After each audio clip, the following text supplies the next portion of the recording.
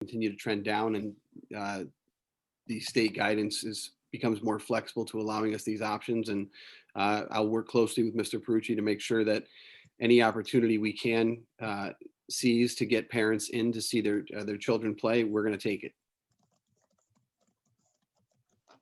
Thank you again.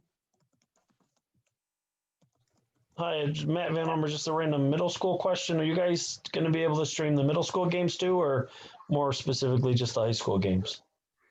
Great question. And I'm fairly confident that once we kind of master the in-house approach to doing this, it will be very feasible for us to do for middle school games as well. So I'm confident that we'll be able to stream middle school games, certainly the home ones, as well as the high school games. Perfect. Thank you. You're welcome. This is Diane Anike. I have a question. As far as quarantine, I know that we have adopted staying with the 14-day quarantine. That will also be in effect with any athlete that is considered a close contact, correct? Correct. The other question, well, I'm sorry, go ahead. No, that was it. No, you're right. Okay. The other question that I had was about return to play for those athletes that have been tested positive for COVID-19 and the new regulation that they have to have clearance by their doctor, a physical and/or cardiology follow-up. I'm just wondering how do you guys plan on staying on top of that? Because that can be a kind of an awesome project. Well, Mrs. Anike, as I'm sure you know, the headaches involved in being a nurse during times of COVID. Mrs. Stankiewicz has taken up the task for us in the building of taking our rosters and daily checking them for any COVID cases and whatnot. I mean, I believe she's at this point caught up with every student athlete who's currently signed up to play winter sport. So we have record of who would have the need for this, and she's going to keep that list updated throughout the season so that we're confident that there will be no ability to slip through a crack there. Perfect. Thank you. Thank you.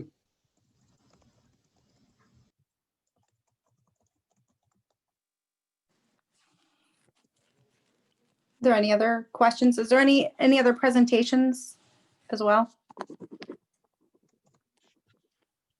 Not for me. Okay, thank you. Thank you.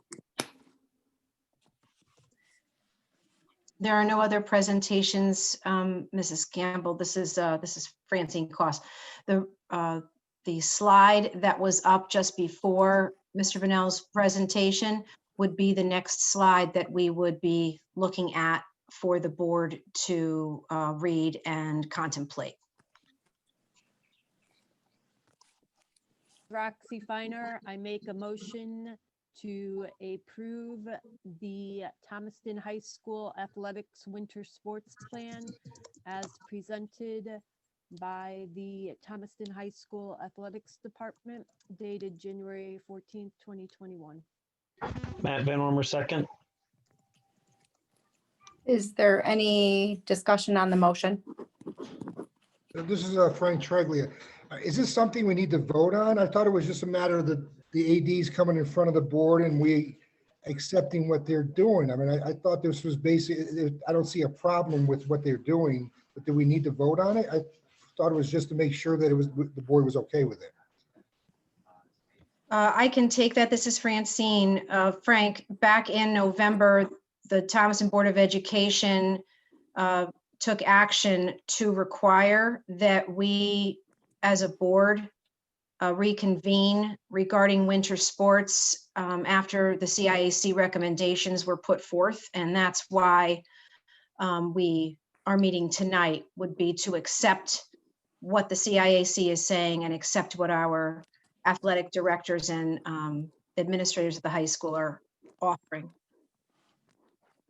So it's not that we had to do it by any rule other than the rule that the board itself made back in November, because the board itself wanted to review any changes to CIAC policy, and there were changes in this athletic season. All right, thank you. This is Sal. I just have a quick question, and I'm not changing the motion or anything, but is there any discussion at the CIAC level? What if a parent has had both shots of the vaccine and cleared the 2-week anticipated, quote, clear deadline after the second shot?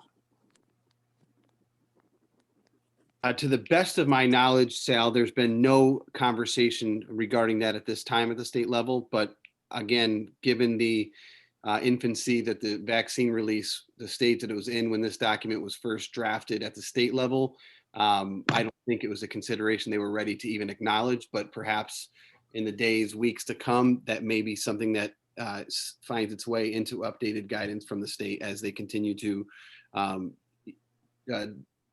develop their plan for this season and the next one.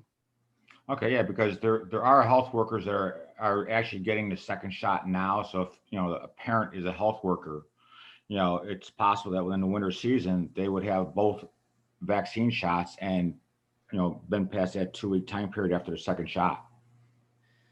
This is Francine. Sal, I want to offer a point of clarification, and Mrs. Zanicki, please interject as you see fit, but the Department of Public Health is not holding any special treatment for people that have received the shot. So if they were to participate because, say, the government has lifted our 100-person cap, they would still be considered part of the contact tracing practice, and they would still have to be quarantined as part of any contact tracing.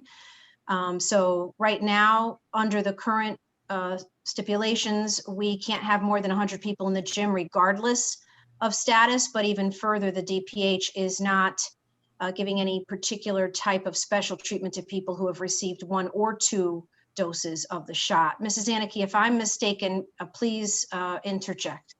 No, that's correct. Actually, in the meeting this morning, they spoke about that was all the meeting was about the vaccine, but that you can still contract and transmit COVID-19 even after the vaccines have been administered. They anticipate a decrease in symptoms and duration of the disease if you were to get infected, but there's still, the risk is still there. You would still have to quarantine, like Mrs. Koss said. You still have to be contact traced. You still have to wear a mask, social distance, wash your hands, all of those things. The vaccine in and of itself is not a cure to COVID-19. So it wouldn't matter whether you had 1 vaccine or 2 or none. Okay, thanks. I was just curious. Yep.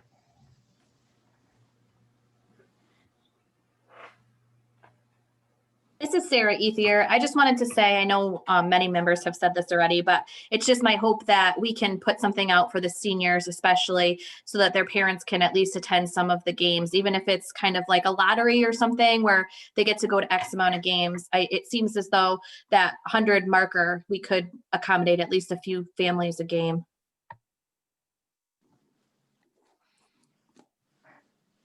Thank you, Sarah. Is there any other discussion on the motion? We will vote by exception. Are there any nays? Are there any nays? Are there any abstentions? Motion carries. I would just like to say, because I do see that now this part is being recorded, to the public, if you did not get to see the earlier part of the meeting, hopefully it got captured and we will make sure that it's posted. If you do have any questions about the plan, please get in touch with your athletic directors and or your administrators. And do we have a motion to adjourn? Matt Van Ormer, motion to adjourn. Frank Treglia, second. Are there any nays?